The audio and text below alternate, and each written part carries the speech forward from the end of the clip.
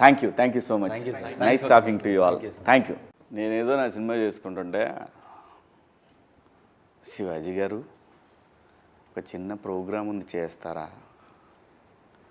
ఎవరిదమ్మా? అదేనండి మనదేనండి ETV win. So cinema చేయాల్సిన వాడిని నన్ను ఇంటర్వ్యూ చేసే స్థాయికి పెంచావా అమ్మా అన్న. అంటే లేదు, నాకు సరదా, వాళ్ళకి తెలుసు. ఎందుకంటే ఈటీవీ అంటే it's like family. ETV win ఆ టీం కానీ వాళ్ళందరూ పిలిచి అడిగారు. సరదాగా అనిపించింది. ఎందుకంటే ఇందులో కోర్టులో చేసిన ఒక దొంగనా కొడుకున్నాడు, అలాగే ఒక సెన్సేషన్ సందీప్ రాజ్. నిజంగా అందరికీ కనెక్ట్ అయ్యారు. 2019లో కరోనా డేస్ నుంచి బాగా కనెక్ట్ అయ్యారు మీరు. సడన్ కలర్ ఫోటో అనే సినిమా చేశారు, నేషనల్ లెవెల్లో గుర్తింపు వచ్చింది. అది నిజంగా తెలుగు వాళ్ళందరికీ కూడా ప్రైడ్. అందులో బెదరాడ వాళ్ళకి ఇంకా ఎక్కువ. ఓ హిట్ సినిమా తీశారు. మళ్ళీ ఇంకొక మా సుమా గారి అబ్బాయితో సినిమా చేస్తున్నారు మోగిలి అని. మీరు ఈ ప్రొడక్షన్లో ఈ ఎయిర్ అనే ఒక కథ తీసుకున్నారు. ఆల్ ఇండియా ర్యాంకర్స్ అని పెట్టారు. ఇది నిజంగా ఆల్ ఇండియా ర్యాంకర్స్ కదా, లేదంటే ముగ్గురు దొంగనా కొడుకులు కదా? ఇందులో మీరు టెంప్ట్ అయినటువంటి పాయింట్ ఏంటి? ఈ కథలో ఎయిర్ అని చెప్పగానే డైరెక్టర్ మీరు టెంప్ట్ అయిన ఇష్యూ ఏంటి అసలు? సో నాకు ఆ ఇంటర్మీడియట్ సెటప్ అన్నది ఫస్ట్ ఆఫ్ ఆల్ చాలా ఇంట్రెస్టింగ్ అనిపించింది సార్. నాకు అకాడమిక్ పరంగా మాట్లాడుతున్నట్టు అందులో ఉన్న కాన్ఫ్లిక్ట్ కూడా ఇన్బిల్ట్ ఇంటర్మీడియట్ వాళ్ళు కనెక్ట్ అయ్యేలాగానే ఉంది. ఒక లవ్ స్టోరీయో ఏదో దాన్ని బేస్ చేసేసుకొని ఇంటర్మీడియట్ చెప్పడం కాకుండా చాలా కనెక్టివిటీ కనిపించింది ఇందులో. నేను కూడా అదే బ్యాక్డ్రాప్ నుంచి నేనే అదే చదువుకొని రావటం వల్ల.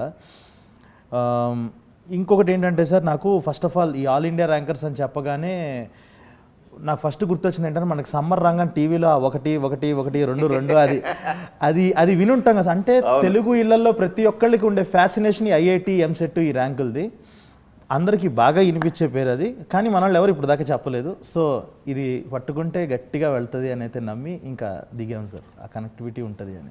అప్పుడే 10th క్లాస్ వరకు గాలినా కొడుకుల్లా తిరిగి, ఆ తర్వాత ఇక్కడికి వచ్చిన తర్వాత ఈ XYG కాలేజీల్లో చేరిన తర్వాత వీళ్ళ పరిస్థితి ఎలా ఉంటుంది? ఇలాంటి పరిస్థితుల్లో నుంచి వచ్చినటువంటి ఒక ముగ్గురు దొంగనా కొడుకులు కథ అని మీరు చెప్పిన తర్వాత నాకు అర్థమైంది. అందులో వాడికి ఎందుకు లేని వదిలేసా ఆ సినిమా వరకు.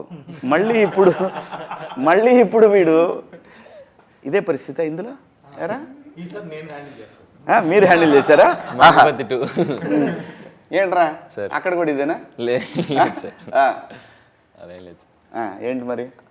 అంటే ఏం లేదు సార్, ఒక ముగ్గురు పిల్లలు ఒక్కొక్క ఏరియా నుండి.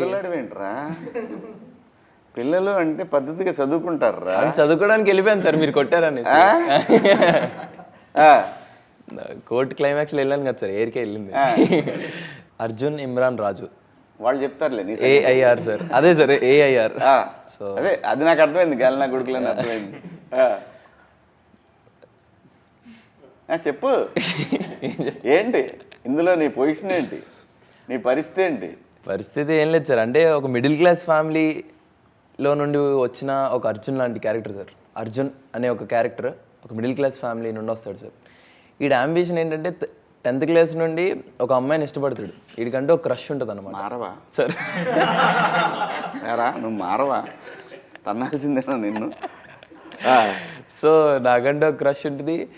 ఈ మైండ్ సెట్ ఏంటంటే సార్, అంటే నా క్రష్ ఎక్కడ జాయిన్ అయితే, ఏ కాలేజ్లో జాయిన్ అయితే నేను అక్కడే జాయిన్ అవ్వాలనేసి. అమ్మాయి ఎక్కడ చేరితే అక్కడ చేరాలని. దరిద్రానికి అమ్మాయి బాగా చదువుకునే దాంట్లో జాయిన్ అయింది. సో దాని తర్వాత జరిగే కాన్ఫ్లిక్ట్ నా క్యారెక్టర్ ఆర్క్లో ఉంటుంది సార్. అవునురా, ఆటోలో వాడెవడో ఆటో డ్రైవర్ ఆడి పని ఆడు చేసుకుంటున్నాడు. ఆయన ఏంట్రా గోగుతున్నావు అన్నా, నువ్వు ఆటోనే గత్తోలేదు, ఇంతమంది ఇంటర్మీడియట్ అమ్మాయిలు ఎలా పడుతున్నారన్నా నీకు? అంటే సార్ యాక్చువల్లీ ఆ త్రూఅవుట్ సీన్ ఆటో వేద్దాం అనుకున్నావు నువ్వు కూడా? సార్ అలాంటి ఐడియాలు ఏం లేదు సార్. ఎందుకు అడిగావు? అంటే నేనేదో కంగారులో ఆడ ఆటో ఎక్కుతాను సార్. అతను ఆటో ఎక్కితే సడన్గా ఉంటాయి కదా సార్, అంటే వైజాగ్లో మనం చాలా చూసాను, అంటే నేను చూసాను సార్ పర్సనల్లీ వైజాగ్లో. వైజాగ్ ఏంట్రా, నువ్వు ఈ ఆంధ్రప్రదేశ్ తెలంగాణ జిల్లాల్లో ఏ టౌన్లో పట్టినా షేర్ ఆటోలో పట్టితే ఎవడ పట్టినా ఇదే కథ ఉంటుందిరా. అంటే సార్ అదే డెక్కులు పెట్టుకొని ఒక అమ్మాయి ఎక్కితే ఇంకెవరు ఎక్కించుకునే వాళ్ళు కాదంట ఆ ఆటోలో. సో అలాంటి అమ్మాయిలను ఎక్కించుకునేవాళ్ళు, అమ్మాయిని ఎక్కించుకునేవాళ్ళు. సో అలాగే ఒక ఆటో వెళ్తూ ఉంటుంది, నేను ఏదో కంగారులో ఆటో ఆపుతాను. సో ఆ సీక్వెన్స్ ఏదైతే జరుగుతుందో